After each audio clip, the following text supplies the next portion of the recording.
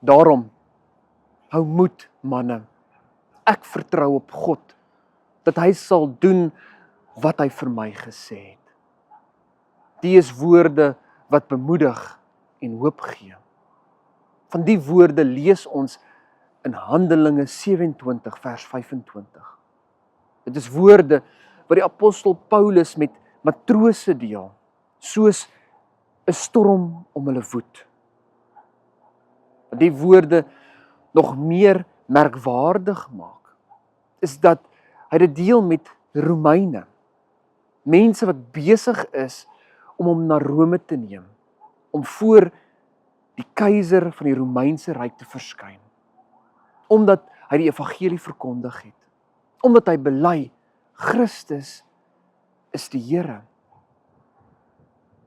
Hy bemoedig Romeinse soldate, terwyl daar 'n storm om hulle woed. Hou moed, manne.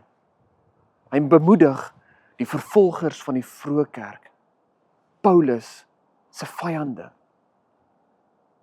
Onwillekeurig dink ek aan Jonas se optrede onder soortgelyke omstandighede. Hoe tree hy op terwyl die storm dreig om hulle skip te verwoes? Ons lees in Jona dat hy onder die dek lê en slaap. Soos die storm woed, gaan die kaptein van hierdie skip na Jona met die woorde: "Wat is dit met jou? Hoe kan jy lê en slaap? Bid tot jou God. Miskien sal hy ons red." Die kontras, die verskil tussen Paulus se optrede en Jonas se optrede onder soortgelyke omstandighede is so duidelik soos daglig. Hoe is dit moontlik dat die een sy vyande kan bemoedig, terwyl die ander onder die dek lê en slaap? Maar vriende, ek dink die geheim tot Paulus se optrede lê daarin dat hy in God vertrou onder alle omstandighede. Verder is hy getrou aan sy roeping, sy sending om die evangelie te verkondig aan die ganse wêreld. Verder soek hy God in alles wat hy doen. Hy vlug nie van die Here nie, nee, hy hardloop na God. Jona aan die ander kant vlug van God. Hy neem sy lewe in sy eie hande. Hy vertrou op sy eie vermoëns. Hy is nie getrou aan sy roeping om as apostel, as profeet op te tree nie.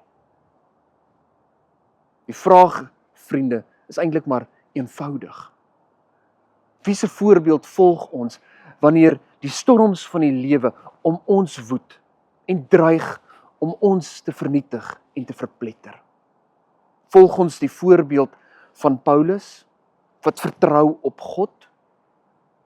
Of volg ons die voorbeeld van Jona wat onder die dek lê en slaap en van die Here vlug?